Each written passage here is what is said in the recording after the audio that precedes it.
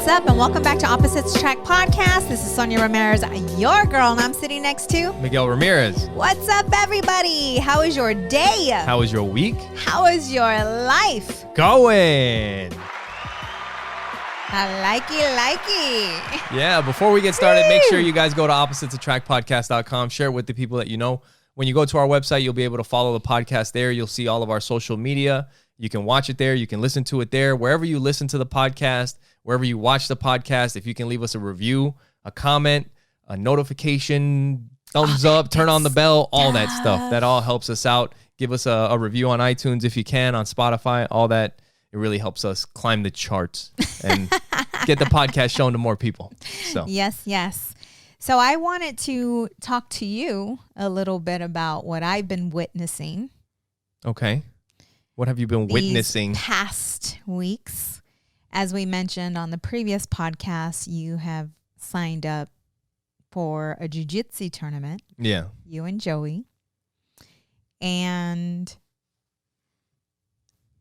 I'm so proud of you. Thanks, babe. I see you.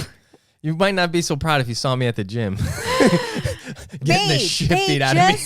Listen, I'm just kidding. Yes. Thank you, babe. Thanks, babe. Thanks, babe. Take it. Own it. Appreciate it, babe. And you know you're doing well. No, I know. I know. Are. It's only a matter of time. It feels different this time. I think it really does. Because it's been so long, trying to get back in the groove of it. But it does feel a little bit different. I would get tired running, but it's almost like now it has to be signing up. Because now when I'm running, I picture myself fighting. You are committed. That's the difference. Yeah. You did something. You signed up. Right. Not only yourself, but your son, our son. Right. So you made a commitment. Yeah. And when Miguel makes a commitment, he goes balls deep. No. Yes, I do. Babe. Listen. So here we are. I swear to you, this is it. It's like he wakes up in the morning, he goes for a run. And it's so funny because all I hear is, and I already know it's because I know you're psycho when it comes to commitment, which is great. It's a good thing. I want some of that, and I will get some of that. I'm working on that. I'll give you some of that. Ooh, yes. I'm going to give you some of that, girl. So here Miguel is, right? Waking up in the morning, running. And I'm going to give you some of my commitment. Then he also made an agreement with himself. We have a pull-up bar in the hall bathroom. Which is in one of the most highest traffic spots in the house. Yes. It's right outside our garage door. And it's in between the kitchen and the living room upstairs. Right. All the bedrooms. Where he works as well. Right. And he made this agreement with himself that every time he would pass, he would do 2 pull-ups. And 2 chin-ups. And 2 chin-ups. And I'm just watching him. And our daughter passes by. Yeah. And she's looking at me while I'm looking at you. And she's like, that's crazy. Mom. No, because she sees me checking you out. Oh, really? Yeah. So she sees me checking you out. And she's like, Mom. I'm like, what? She's like, I see you looking at Dad. She's like, Dad's going but crazy. But that's healthy. Again. No, she sees me checking you out. And she sees what's going on. And I know that I could hear it, that she's also proud of you. She may have not, she may have not voiced it, but she is. And not only that, you got Joey involved in it. Yeah. And now you guys are working out together, and you guys are doing your deal together. And actually, I'm gonna get him and his friend down right now. They're about to start running around the block, whooping both into shape. And I think with you being vulnerable with Joey. Yeah. Because Joey struggles at times. Because Joey wants to get everything right the first time. Right? I'm sure a lot of us can agree with that. Right? We're hard on ourselves when we don't. It's not just that. He expects to be an expert at something the first time he tries it. Right. No practice, no nothing. He should just be good at it. Right. you know? And so you two were having a conversation, and his friend was there, and you guys were talking about, like, I get smashed, I get destroyed. Yeah. Oh, actually yesterday, because yesterday was a good day. So we've been going to jiu-jitsu consistently this last week, and we went a little bit the week before. But this is kind of like the first time that we're actually back, back to back days. And like we're feeling it, and we're there. And yesterday Joey had his class, and the day before, there's days in jiu-jitsu for any of you guys that practice jiu-jitsu, wrestling, that kind of stuff. There's days when you're the hammer, they say, and there's days when you're the nail. And it's great to be the hammer. It's not always so great to be the nail. And the day before, Joey was the hammer. Just because he was in a certain position, what we were practicing, he was the one on top, putting the pressure, not letting somebody escape. So that's the fun part. The part that's not so fun is when you're on the bottom trying to escape, trying to figure out how the hell you're going to get this person off of you, how to get them not to smash your head into the mat, that kind of thing. So the first day, and I was telling him that first day, I'm like, Joe, today you were the hammer. And enjoy the days when you're the hammer. But you always have to remember that you're not always going to be the hammer. There's days where you're the nail. And when you're the nail, that's when you're going to, those are the challenging days, and that's when you're going to learn the most. I was like, but that's part of the process, And yesterday, he was the nail. And being the nail, like I told him, I was like, dude, he was going with kids that were a higher skill level than him. But one thing that I saw that I haven't seen in a while was that when it was getting tough, he might have started getting upset, but he kept fighting. He kept fighting, and he didn't stop. Like, even if he was about to stop and I'd be like, Joe, go, go, go, go. And he would hear it, and he would keep fighting. Even though he might have been upset or whatever because he was getting beat the entire time, he kept fighting, Okay. So while you're explaining to me what's going on with him, do you know what's going through my head? What? That's life. Yeah.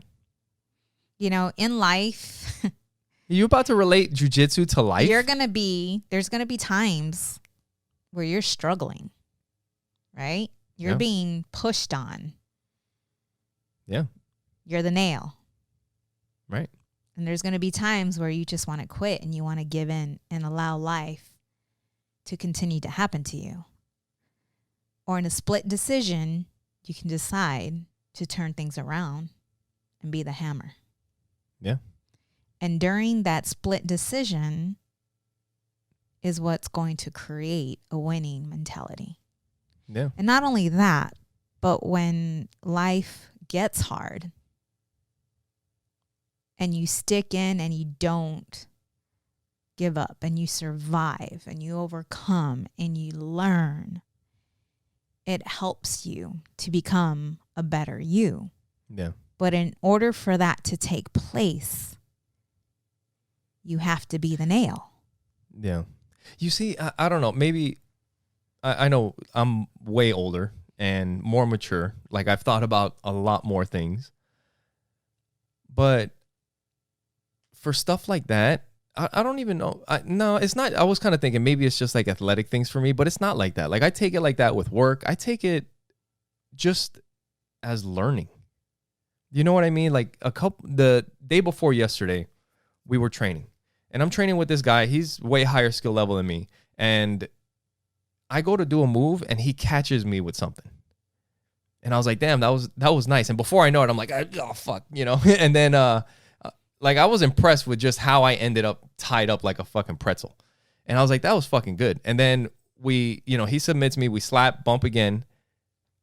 And I get caught in the same fucking move. And then it happens again. And I get caught in the same, but I'm trying to figure out, but somehow, because he's been practicing that move. So, but then when the bell rang and it was over, I was like, hold on a second, dude. And then we started talking about it. And he was like, when you do this, my first thought is to grab this. And when I grab that, it puts you in this position. He's like, so what do you have to do? And he was just kind of explaining it to me. But to me, it's not like, oh, yeah, I'm losing. It's just I need to learn more. And it's like that with everything. You're processing what's happening. So next time I go to try to pass his legs and he grabs my wrist so that he can arm lock me, I'm going to grab around the back of his head and pull him in so that he doesn't have that leverage. But if you never took the time to process what was happening to you and ask questions to try to figure out how to not allow yourself to get in this position, you would have continued to become a pretzel. Yeah. And that's what happens in life. A lot of times we're so caught up in what's happening to us that we don't see the solution. We don't get it. So we continue to put ourselves through the same shit over and over and over again until one day it hurts so bad, so bad, that we stop and finally take a breather to look at what's been happening. To actually try to figure it out. Why is this happening to me? What can I do? What skills do I need to learn? What do I need to heal from in order for this to stop happening? Yeah. And when you learned it, I still got beat with something else. No. Yeah. Yeah. No, so there was that's something what happens. else There's to something learn. else. There's always something else. That's life, though. It's not like, oh, okay. I want you to do jujitsu. I want you to start telling some stories when you're getting, you know what I'm saying? I'm learning from you. You learn through my stories of me getting beat up. Dude, you guys look at me. I got like bruises everywhere. I got bruises on my neck. They're going to be thinking I'm sucking on your neck all the time. So yesterday when my class was over, and like I said, Joey had a tough class and he kept fighting and fighting and fighting. And he was upset at the end because he wasn't winning. And at the end of class, I told him, I was like, dude, when was the last time that you fought like that? When was the last time that, because he has fought like that, but it's been so long since he's fought that way. I was like, I know you were upset.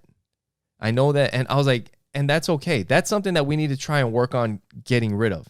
I was like, but the fire and the drive, the push, the hustle that you had, I haven't seen that in a long time. I was like, you should be proud of yourself for what you did today.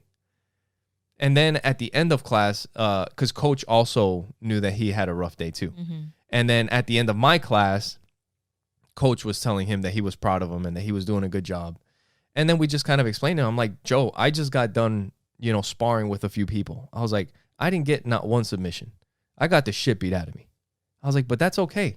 I was like, I learned something new. But how did you feel? Like you said, it's okay. It's okay. But what came with that? What feelings came with it's okay? I think if you... No, for you. I'm saying I know for me. You know what you're capable of. And if you're not working up to your capability, up to your own standards of who you are for yourself, whatever that is, you can be okay with or not okay with whatever it is that you're doing. Like in jiu-jitsu, I could roll twice and just hold on to people and not try to do anything really. I wouldn't really feel good about training like that. Right. I may get the shit beat out of me, but at the end, if I was trying to get my position, if I was thinking, I'm not going to feel bad about getting beat. Right. So it's just, if I'm satisfied with my own. But was it fun? Yeah. I mean, it's not always fun, but it's satisfying. Yeah. Okay. It's satisfying. What I'm trying to get to is when you're talking to Joey and you're explaining this to him, it's almost as parents, kids are very smart. They understand. But it's almost like you have to drop down a level. And when you're talking to him, get eye to eye, maybe on your knees. Yeah. And allow him to see you. And tell him it's okay it did suck. I didn't like, and get descriptive. Like, I didn't like when, it didn't feel good. When he had it in my arm and it felt like it was going to pop off. Talk to him the way he needs will understand. I need to talk to him. I need to look up some videos. I need to talk to him about some things. I want him to see other kids competing. Oh, that's good. Because when I'm running, a lot of times, like especially now, like we were talking about earlier, like signing up for the tournament, committing, knowing that there's a date that I'm going to fight with somebody else. It is different. Before, when I was running, I would run and it's like, all right, I can stop. But it's like now when I'm running, there's times when I'm running and I can see myself fighting. You have a bigger goal. Like I can see myself being tired and still having to grab somebody and fucking throw them down and try to get on top and whatever. So you're visualizing the win. Get Joey to visualize the win. How will it feel? And that also helps. It helps when you need to push. It's like, no, this guy's training too. I need to be training because when it comes down to it, I want to leave it all out there. Like I'm just, Yeah. And whether you win or lose, it doesn't matter. As long as you, Look, that you trained the hardest. Yeah. You know that you did everything that you're supposed to do. You changed the way you were eating. Yeah. Like my last tournament that I did, it was a lot of fun. I came in 3rd place. And I don't have like any regrets or anything like about that tournament. There's definitely things I could have done better, but it's not like I was at the end of the tournament. Yeah, of course, anytime that you do jiu-jitsu or anything like that, like it's always the drive home. When you're driving home, it's like, I should have put my foot on his hip. I could have grabbed this and fucking choked him. You know what I mean? But it's like, I didn't fucking think about that when I was there. Right. And then in this case, I was brand new. Like you really do just got to take it. It is what it is. Right. I was a white belt. I'm new. And when I ended up in a position, I forgot what I needed to do. But it wasn't like I wasn't ready. I didn't give it. It's not like I didn't give it my all. I just I was fighting. I forgot, So at the end of the day, it wasn't like I was disappointed in myself. Yeah. And that's the same thing that I want for this one. Whether I win or lose, as long as I know that I trained and I did the best I could, I'll be all right. Right. And I don't know if I talked about it on here on the previous episode, but it's like when you're passionate about something that you're doing and you want to be different than the person next to you, you have to breathe it, live it, be it, right? And Miguel knows how to do that so well that when I finally get to see him in the evening, right? Yeah. It's like I made dinner and we're all sitting at the table and I haven't seen him most of the day. And I take a look at him and I can already fucking see it. I see it. I look at him. And then he starts telling me about a move that they learned or something that he did. It's like non-stop. It's like, hello, knock, knock. Can I have my husband just for an hour? No. Whatever. No, like, dude, every time you come back from jiu-jitsu. Yeah. Right? Because as soon as you come back at dinners, you're served. Like, it's like, all right, baby, let's eat. It's time to eat. But I haven't given him time really to think about what he did, what he could have did different, blah, blah, blah. So when we're sitting at the table, he is so zoned out. Like you're there. Well, I think physically. It's for a little bit, anybody that practices jiu-jitsu, it's for a little bit after a lot of times, especially maybe when you're new or at my level, or maybe it happens at all levels. Yeah, like that's what he says. But then I go give him a hug and he's like, "Ooh." I'm like, "Can I have a hug? Yeah. Can I have a hug?" Shoot a takedown. So then I start wrapping my legs around him and then it turns into something else. No. But yeah. No, it's like you're still thinking about what happens. Like, oh, I could have did that better. Or that's one thing that jiu-jitsu is really good for. Is like self-processing, because you're constantly self-processing what the hell you're doing. It's like, oh yeah, I fucked that up. Should have did that better. If I put my hand here or put my foot here or turn my hips this way, it would have made it easier.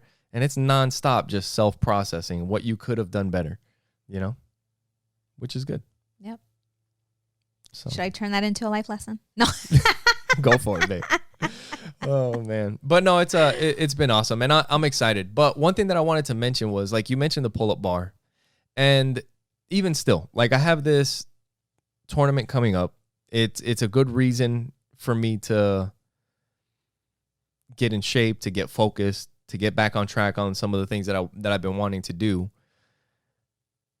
And you were saying something about, like, living it, breathing it. This is something different that I was kind of thinking, but I don't know what it was. Recently, I was thinking, like, I practice jujitsu. There's a lot of people that practice different forms of martial arts, but there's a difference between practicing martial arts and being a martial artist. You know, I mean, being a martial artist has next level. It's not just and being a martial artist doesn't mean like you're a world champion, because that has to do with who you are, like teaching people, your humility, like not like knowing what you're capable of and not, you know, always acting on that, being willing to help other people. You know, there's a lot that goes into it, and it's good. It's a good thing. And it's something that I've been wanting to like think about more and kind of get, you know, more clear on, and maybe, I don't know, implement more of that stuff in my life, you know, because I think it is a good thing. Just the path of being a martial artist. I mean, not that that's what makes you who you are, but I guess it's kind of like those documents. You know what I mean? When you the document. Well, what I'm talking about now is the book that Sonja's been reading, and it's based off of the coaching that she's doing. I haven't just been reading that, and I've been listening to it studying too. In it, just what is it? The Ultimate Coach. The Ultimate Coach by Amy Hardison.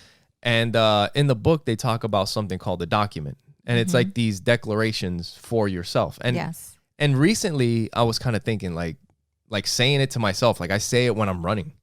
When I'm running and I'm getting tired, it's like I am a martial artist, you know? And you just, that's part of being a martial artist. You get fucking tired, it doesn't matter. You keep fucking running, you know? It hurts, doesn't matter. You keep training. Let me ask you something. When you are saying your document to yourself, your declarations, are you also feeling it? Yeah. I'm feeling it. I'm seeing it. You're seeing it. You're okay. Because when you do those things, that's when your subconscious is listening and you're embedding that. It's almost like you're writing a new belief into your subconscious. Yeah. And then the other thing that I was kind of thinking that I was going to say is like the pull-up bar. And even still with the commitment that I've made, like, yeah, I am running. I'm going to jiu-jitsu. Working out with Joey. I'm working out with Joey, but I need to kind of structure it a little bit better so that it's more consistent, so that I can add a little bit more to it.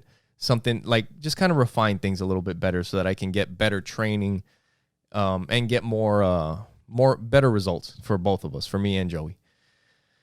But like the discipline thing, which we'll get into in a little bit too, but that is something that I think as much as you think that I'm like really good at it, I still struggle with. You know, I don't get up every morning to go run and work out the way I used to. Like there are stretches where it was fucking automatic. Every single morning at 4:00 in the morning, I was up and running 4 miles, or I was doing pull-ups, push-ups, all of that stuff. And it was good. Like I was strong and healthy. But sometimes you have to do what's convenient too. You play a game with yourself, because like we've said, life is a fucking game. And if I know that I need to maybe work my way up to that regimented, you know, where I'm going to get the benefits and see the results and all that, maybe the way to get to that is by starting out playing a game with myself, that whenever I pass that pull-up bar, I do 4 pull-ups or 4 chin-ups, you know, whatever. And then little by little, that's going to turn into something else that will get better results. But it's just figuring out games that work for you that'll get you on the path to where you want to go. And I know that you're doing this because you are signed up for a competition, right? But it's not sustainable. Right. And I think that's where we tend to set ourselves up for failure. Because when we make a decision We're all in it 100%. Like with keto, right? I was strictly keto. And I did very well keto with diet it, for those of you that don't know. And I saw the results. I liked the results. But working out 2 days or twice a day for a mom, a wife, entrepreneur, it got me where I wanted to be. But it wasn't sustainable. No, it was not. So this time around, I'm eating healthier. Mm-hmm. But if I want some chips, you saw me. Right. I'm like 1, 2, 3, 4, 5. 5 chips. Like I'm having these 5 chips. I want strawberries. But I'm going to eat strawberries. I'm going to eat blueberries. Right. Like, you know what I'm saying? It's like it's being in tune, like, with your body. Yes, but the discipline is when you have to get up the next day. And, you know, because I think a lot, like the tournament, the competition that's coming up, that's in October. Mm-hmm. And once October comes and leaves, it's over. Mm-hmm. Unless I sign up for the next one, which I might. But either way, once it's over, that's when really, like, it's like, what are you going to do now? Right. You know, because you could just start, like you said. You adjust. Just go off the rails and eat everything. Right. Or, now I will have the chips. Now I will have some ice cream. But I'm still going to go to the gym. But I'm still going to go train. But I'm still going to do these things. And then when I sign up for the next tournament, okay, now I cut the chips out again, cut the ice cream out again. Now it's time to focus. What bodybuilders do. And you know, but I think it's just, you guys fucking know, it's the extremes. It's just back and fucking forth all the time. I know. It's so tiring. And really, when you find yourself in that cycle, because I've been in that cycle many times when it comes to being healthy, my weight, right? Yeah. And a lot of times it's deeper, at least from what I found, it's deeper, right? It's like what I found with myself is I have to grow a healthy relationship with food. Yeah. And it's appreciating what the food does for my body. And if I grow that relationship, knowing that what I'm putting in my body is either going to hurt it or if it's going to help it. Yeah. Right? And just visualizing. You see, that's where the whole I am a martial artist comes in. Because after the tournament, if you just do jujitsu, you just do the tournament. Mm-hmm. But if you're a martial artist, it doesn't stop after the tournament. Right. It's a way of life. You know what I mean? It's the way you live. And so growing my relationship, with food and visualizing and looking at more as a medicine that's going to help me when I decide to eat ice cream. I may have a scoop or two. Yeah. You know what I'm saying? Because it's something that I want. Yeah. But it's having the self-discipline to not do that every day, to not give in to that every day, but knowing that if I do, it's going to hurt my body. It's not going to do me good. And instead of pushing me to my goal, it's setting me back. Yeah, but I still want ice cream right now. It's been fucking forever. It hasn't. I don't think it's been that long, but it feels like it's been forever. It's been forever. Don't talk about ice cream till after October. But too, right? I don't see why it's bad to have ice cream unless you don't have that discipline that you're talking about. And that kind of leads to knowing yourself. But also something that we watched in a video that we mentioned a couple weeks ago, the self-respect. There was I don't know if we talked about that specifically. I don't think we did. I don't think we got into it. I think we got into another part of something that they talked about on that podcast. But there's this podcast, this guy called Lex Friedman. He was interviewing the CIA spy, Andrew Bustamante, and they were talking about the meaning of life, I think it is what the question was, right? because these people, like the CIA spies, they study human psychology, human interaction, just human traits. They just study who people are, like how they act. And what makes us. It's just crazy because they have to know that stuff so that they can get information and do what they do. And he said, he was talking about this bar. Definitely recommend you guys go find it and check it out on YouTube. But he was talking about this bar where like the highestly trained spies and intelligence people go to learn this stuff. And at this base, they have a bar where they all kind of go and relax and let loose a little bit. And in the bar, in the back, they have a wall that is kind of like asking the question, what is the meaning of life? And you're allowed to write down a word that to you is the meaning of life. But the only rule is that you have to attach, put a circle around the word and tie that word to something else. So if for you, give an example. The meaning of life is family, right?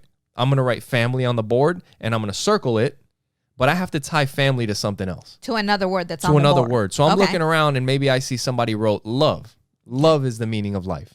And then you draw a line to love. Okay. And he said that in the middle of this board was the words self-respect. And over the years of so many people writing on this board, like things start to get covered up a little bit. But there was something that the majority of the words ended up leading back to, and it was that self-respect. Like family, it back down to self-respect. Love, self-respect.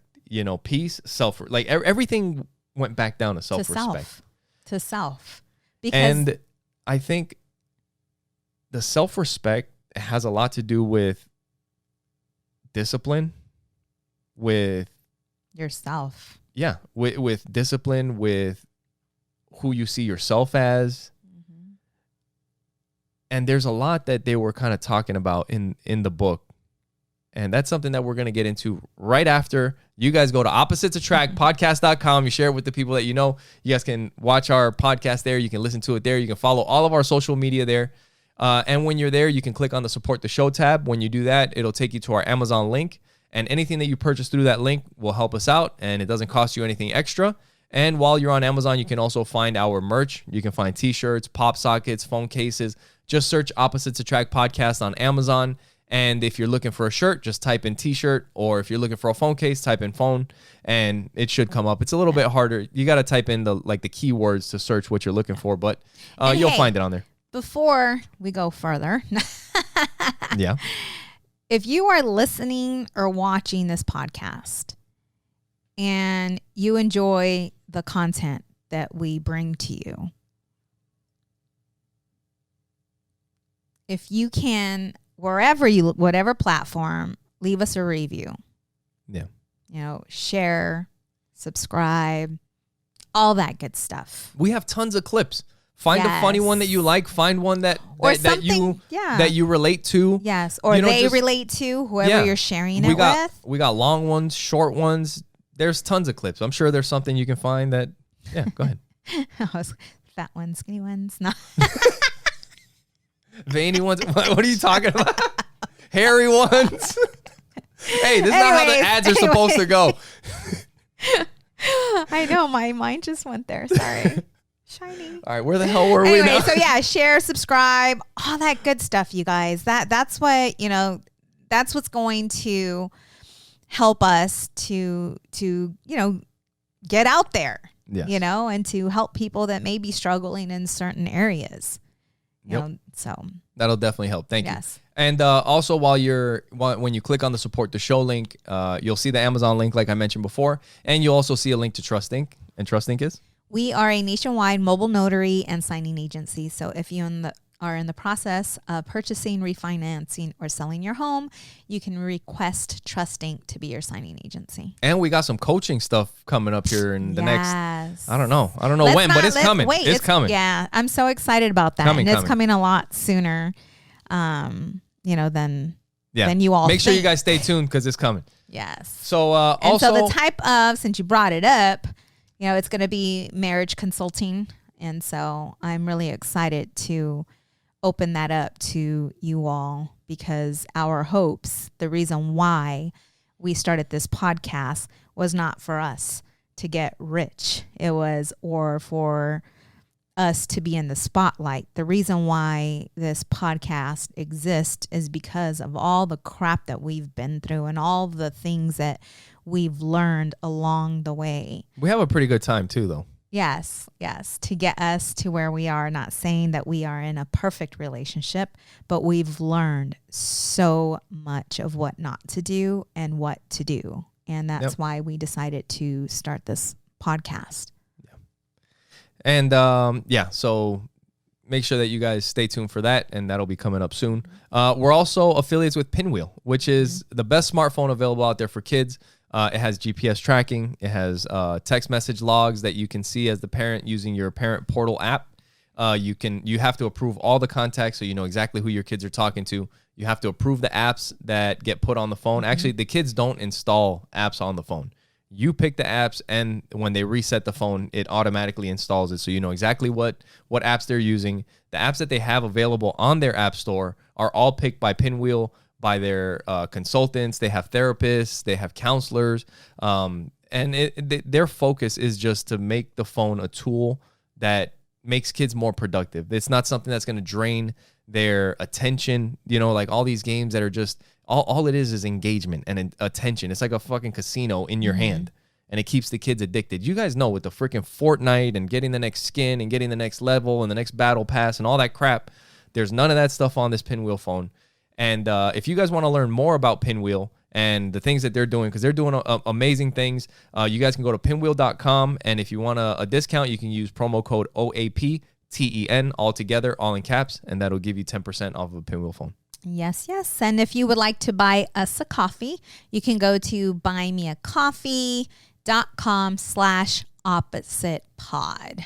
And as Miguel mentioned, if we ran into you at a coffee shop or even a bar, we would be glad to buy you a coffee or a martini.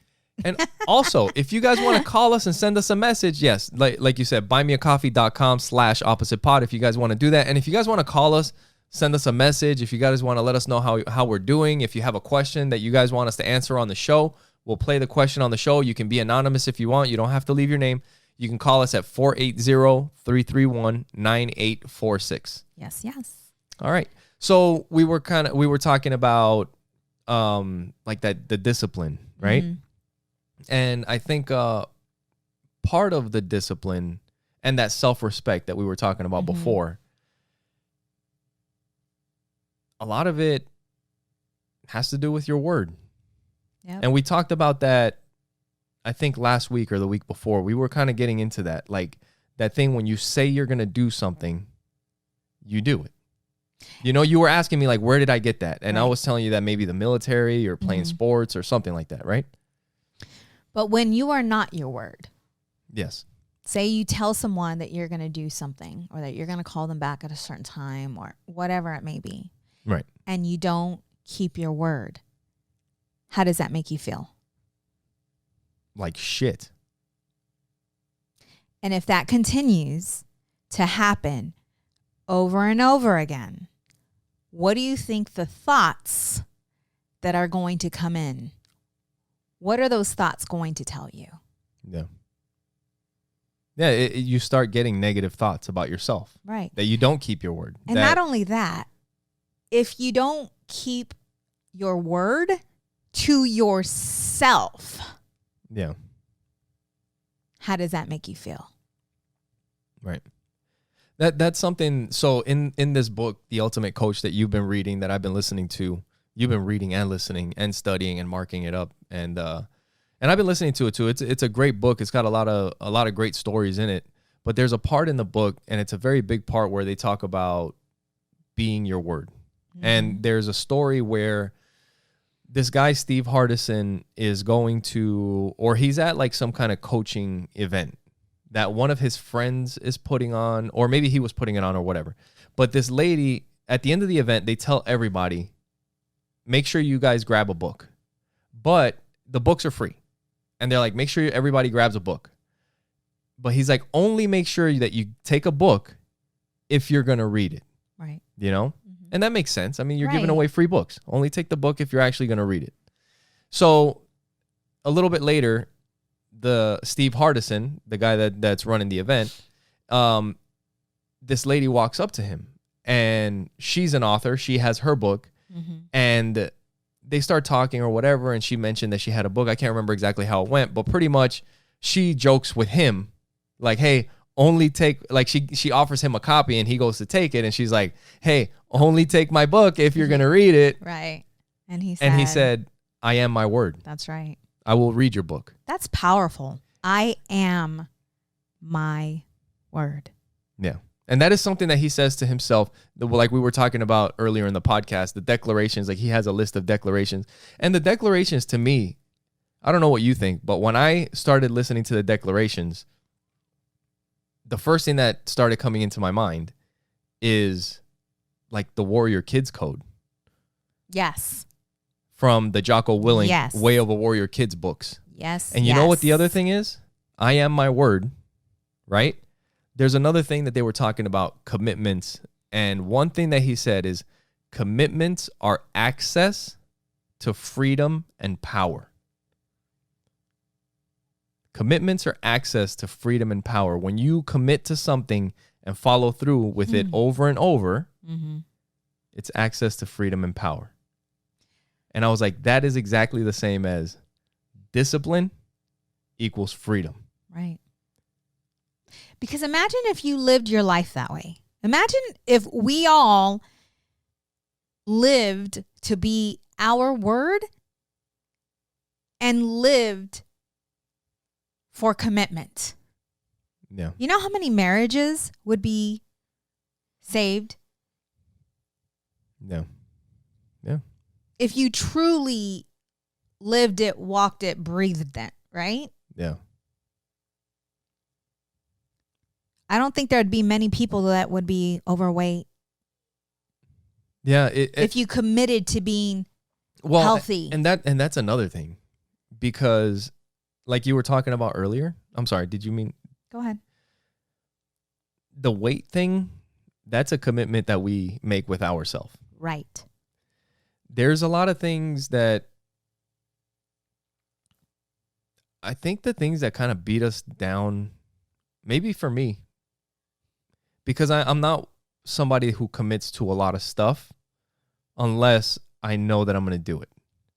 Like, if I tell you I'm going to be there, you don't have to ask me about it too many times. I'm going to be there. You know, like, you could tell me 2 months from now, like, hey, I got something going on. And if I said that I would be there, then I'll be there. If it was a maybe, then it's a maybe. Right.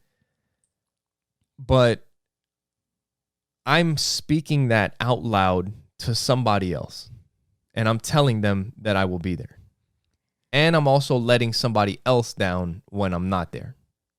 So sometimes it seems like it's easier to keep the commitments that you make to other people. Maybe it's because you're saying it out loud.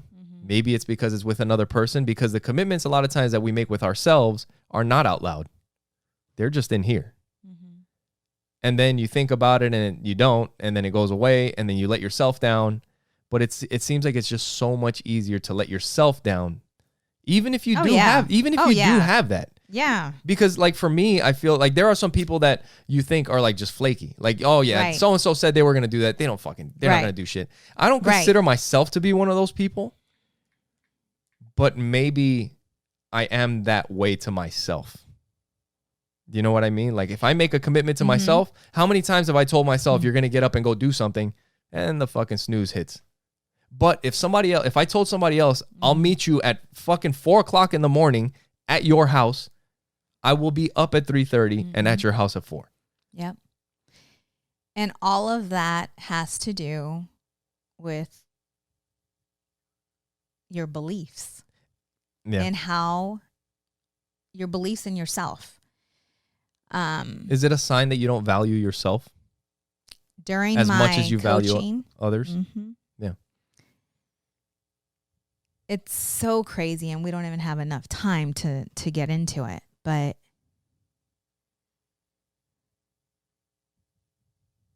my biggest lessons in life happened when I said, I do. Yeah. Because I was so scared of commitment. Yeah.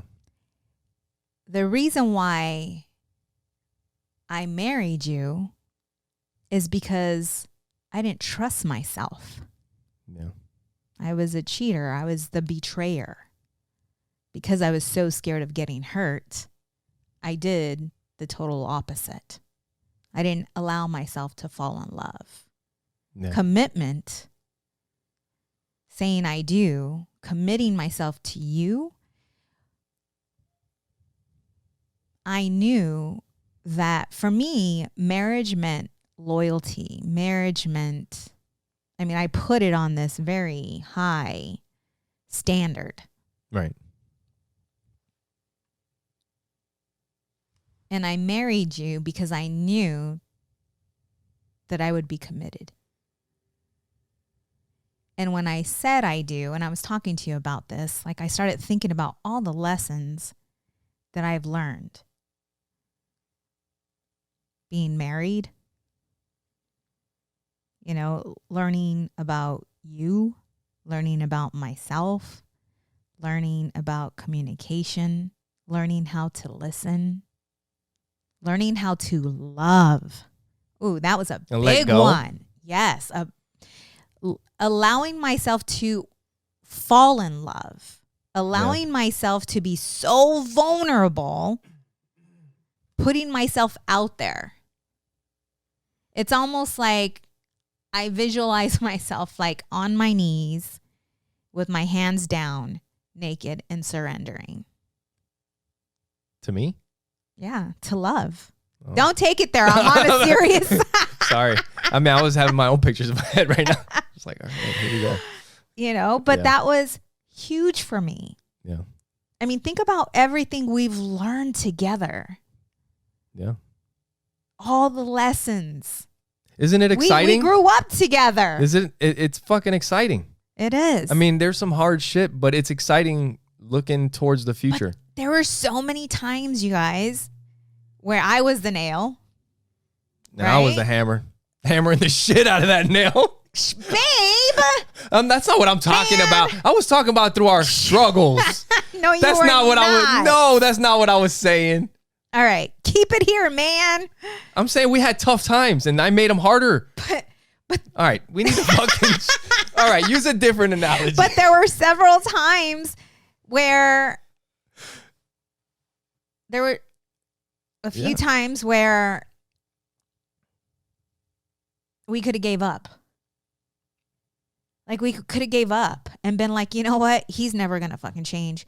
She's never going to trust me. She's never going to allow me to be the man that I need to be. She's not going to allow me. You know what I'm saying? The struggle with it all.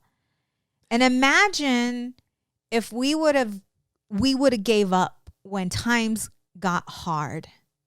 Yeah. We would have never experienced what we're experiencing today. And the growth that we've had and the growth that we're going to have. And not only with each other. Yeah. Then we decided to bring kids into the picture. Yep. And all the lessons, right? Learning from them because we started to see the things that we were doing incorrectly. Yeah. Through watching and paying attention to their actions and how they were responding and looking with, there were so many. And that's why when I shared with you, the day I said I do was the day I learned, The challenges started coming.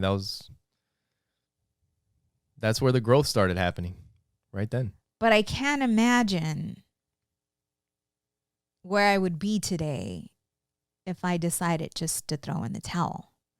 And with so many couples, that's what happens. Like they lose focus of what brought them together. And instead of growing together, they start to grow apart. They start going into different directions. Yeah. And two, if you don't have that couple or someone in your life that can kind of mentor you or guide you, it takes you that much longer.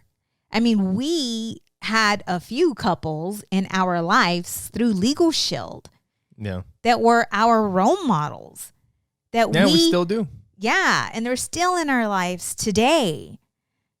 But they were the ones that we looked up to. They were the ones that when I saw them crossing that stage together, gave me hope. And then spending the night with them, Mr. and Mrs. Rios. Yeah, that was awesome. And living, like being able to spend that quality time with them and really get to know and see, like they are a married couple, happily married couple, Mr. and Mrs. Smith. Like we had a few examples. Right. And we knew that we had to fight. Like we had to learn. There are so many things to learn. And you and I were always looking for answers. I remember a while back, because like you mentioned, we used to, back in the day, in the beginning of our relationship, our mindsets were different. And I remember when you would bring up like all the divorces that you had seen throughout your life. Mm-hmm. And I remember that I would tell you that we have a lot of examples of like good relationships. You were so good. Yes. Yes. And I remember bringing that up to you. Like there was so many people, so many couples that we met that were just great people together. I was like, we have examples of that around us. And sometimes you have to choose what you want to take in. I mean, because you could take in all the divorces and all the fucked up relationships that you have in your life and all this other stuff, or you could take in the ones that are good. Right. And see that it is possible. And that kind of like, I don't know, talking to the kids about what is possible and what is impossible. And maybe people look at like the divorce and everything else, and that's like, well, yeah, that's just how life is today. That's how it goes for everybody, but I've never been that person. I've never been the person to look at somebody or something and be like, that's how it is for everybody. I'm like, I can be different. I've always kind of seen it that way. If I do things differently, I can have a different outcome than what everybody else. And you know what? And we've done it in a lot of different things, not just relationships. We've done it in a lot of stuff where you look at what everybody else is doing and do the opposite. Which is, and you're saying stuff, which is? I mean, we've done it with finances. Mm-hmm. We've done it quite a bit. You look at what everybody else does and do the complete opposite of that. Right. Everybody else is getting divorced. Well, stop focusing on that and start focusing on what these people over here are doing. What are they doing that makes their relationship successful? Same thing with finances. What are these people doing that keeps them in debt? All right, don't do that. This person seems like they got their shit together. What are they doing? Oh, they pay off their debt. They stash their money. They look for assets instead of liabilities. Great. Do that instead. But it started with, what's an asset? What's a liability? I mean, it started there, right? Right. And it's not easy. It's not easy. Change doesn't come overnight. Yeah. Change comes when you make the decision to do something different. And also question why you keep making those bad decisions. Yeah. Because a lot of times it keeps lingering because there's something there that needs healing, that needs processing, that needs to be released and let go.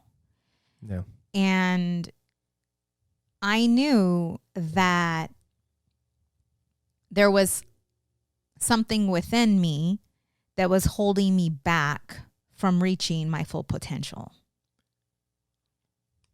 And I had a really good feeling that it had to do with money. You knew before you even started the coaching. But I couldn't see it. Like, I couldn't see it. And my definition of success is different today than when it was back then when I made the decision that I was going to be successful. Yeah. But I didn't realize that I was walking in the hurt that that little girl felt at the age of 9, which was true for me back then, but it's not true for me today. Do you understand? Like, the little girls, which is me, definition of success is money, because we're broke. We're broke. Yeah. But I thought we were poor. I mean, that's a whole different episode. There's so much to go into with that. But if you find yourself, I'm going to just wrap it up with this. If you find yourself doing the same thing over and over again, and you're making the same decision that's not bringing good into your life, then you need to take a look at that. And I had to take a look at that. And that's when I decided to hire Steve Bacon as a coach. And it's the biggest investment that I have made. And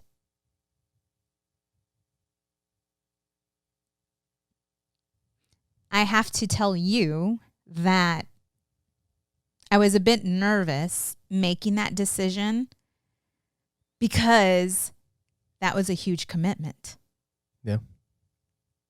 That money for me and for you, I'm sure, was a pretty nice chunk of money. It's a vehicle. Yeah. A nice vehicle. Well, it's 2 vehicles. Our car just took a shit. It's like 2 cars of the ones that I just bought. Right? So it's not cheap. Yeah. So I have this pressure sitting within, like, Sonja, you're not, your business is a bit slow right now. And you're investing a pretty big chunk of money. It's like the money's not coming in and there's a whole lot going out. So and this is a commitment. Remember how I feel about commitments. Right. Oh, crap. And I'm putting all this pressure on myself about it. But I'm giving it 100%. Even before I get into his office, I'm studying, I'm reading, I'm taking notes, I'm doing all of this. Yeah. And then I start to look at you and the stress that you may be feeling as a man.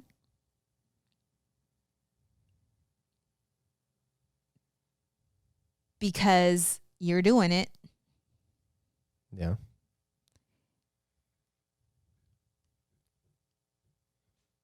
And I start to look at how amazing you are and how lucky I am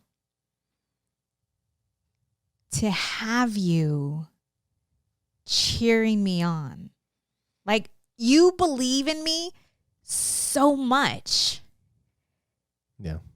Every time I'm like, hey, I'm opening up a notary business. Let's go. Yeah. So what do we got to do? And I have to buy cards, and I have to buy brochures, and I Let's go. And then it's like, well, hey, God's telling me that this is not my path, that I need to be over here.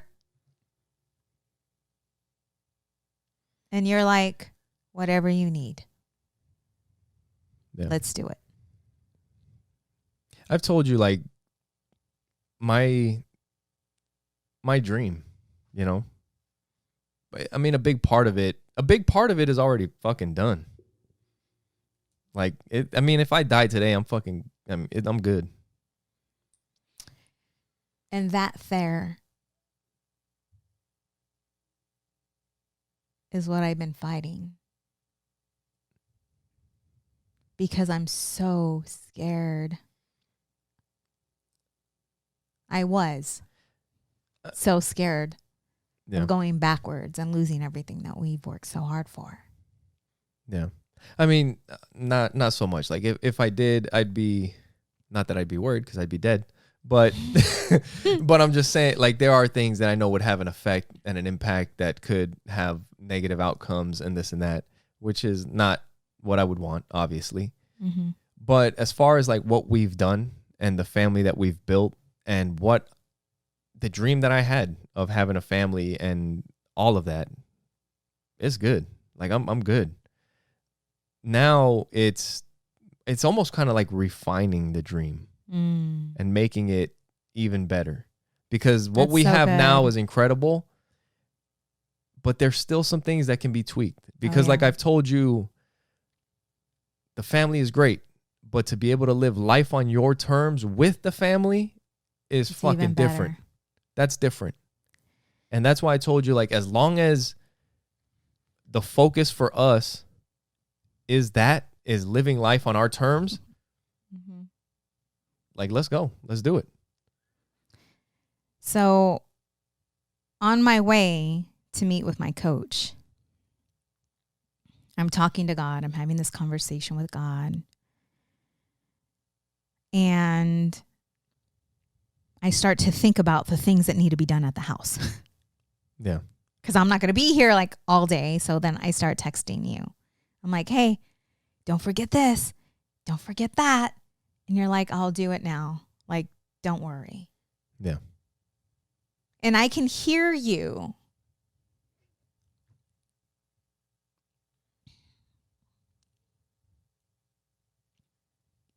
telling me, don't worry. I got it. I got this. Like, you go focus on what you need to do. Focus on your thing. Right? And I send you a message. I'm like, don't forget this. I'm like, hey, babe, don't worry about anything. I'm holding it down. Make sure you focus on what you're supposed to be doing. Make sure you're in tune. She's like, don't forget to. And I'm like, have I told you how much I love you? Yeah. And you tell me, you mean the world to me. I'm excited for you. This is the beginning of a great journey. And I'm driving and I'm like already bawling before I even get to Coach Steve's house. Yeah. And I just want you to know that I just appreciate you, because you have been that person for me that I know believes in me with every part of your being. And you've always been there to calm me when I start to feel uncertain. Yeah. I think that happens. We've done that for each other. I think me so much, not, I think for me, it's more calming when I might flip out about something, but I think we do that for each other in different times, different situations. But yeah, I mean, I also see what you want to do, and I know that you can do it. Sometimes I see that, like you said, there's certain things that maybe have to be revealed to you so that you can work on them or understand it better so that you can move past it. I mean, because I don't know, it's not like it goes away. None of this shit goes away.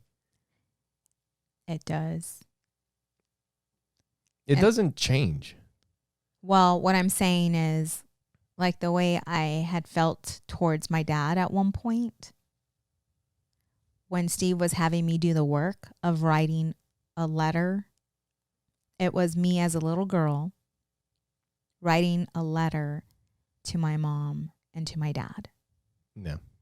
And he said, I understand you've done some processing when it comes to your dad, but I'm telling you, if you start to write this down and you are crying, there's a specific cry, right? It's that ugly cry. The blubbery one? Yeah, it's that ugly cry. With the snot bubbles.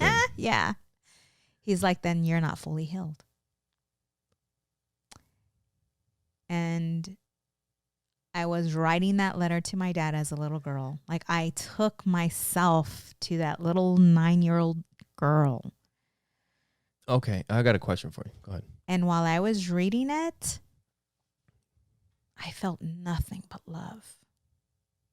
Okay. So what does that mean? That means you're healed from it? Mm-hmm. That means you're good? There's no... But you said you felt love.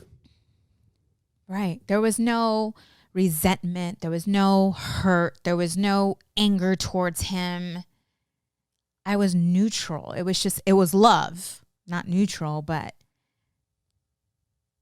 it was love. There was no anger. There was no... What if it is neutral? What fine. If it's not if it does nothing... No. What if it is neutral, though? You're fine. If it doesn't bring up the ugly cry, okay, or negative emotions, or, you know what I'm saying? Or hate. Yeah. You're good.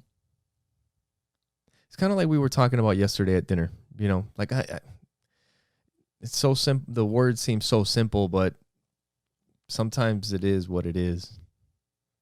In some situations, it is what it is. With my cousin. I mean, I think a lot of times it is what it is. In some situations. I mean, the way you see things can change the way you feel about things. But it still doesn't change the fact that whatever it is what it is. However you see it, that's your filter that you put on it. You know? And everybody's different.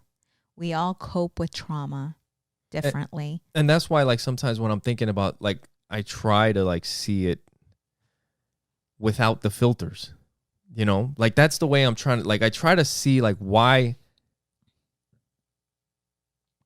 do these emotions come up? Why do these things?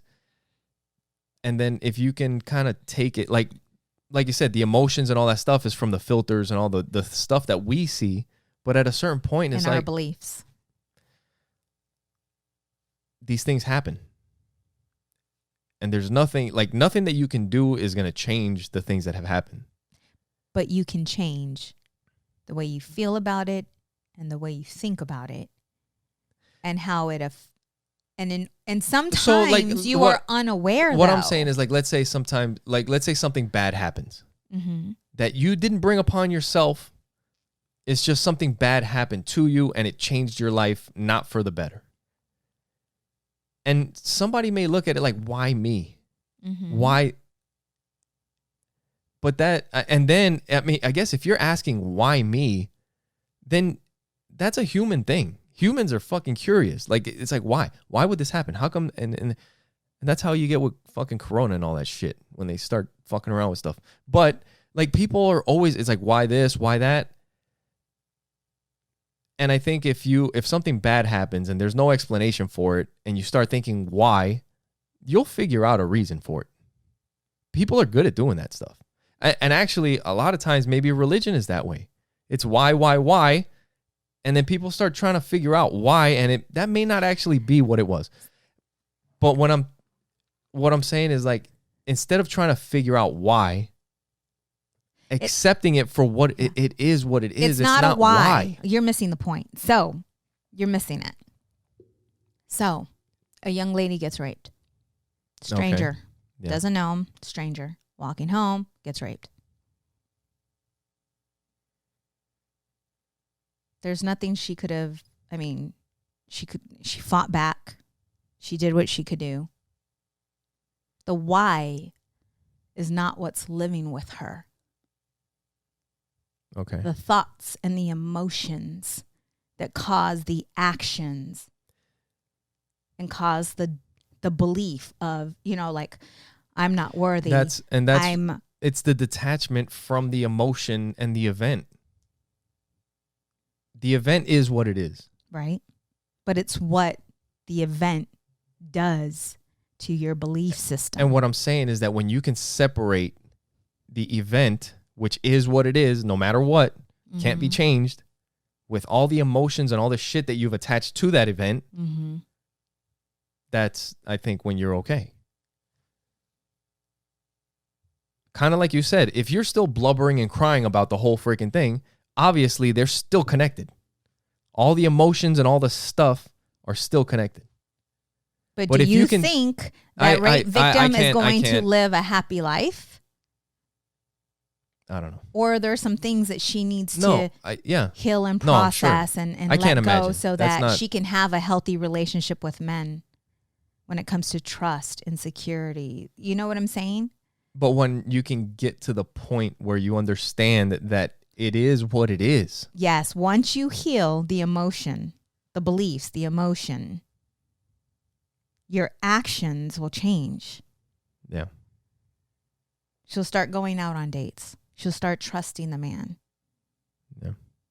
Because she realized she had no control over what happened to her. Yeah. It happened. And all the beliefs and the thoughts and the emotions that she's made up are not real.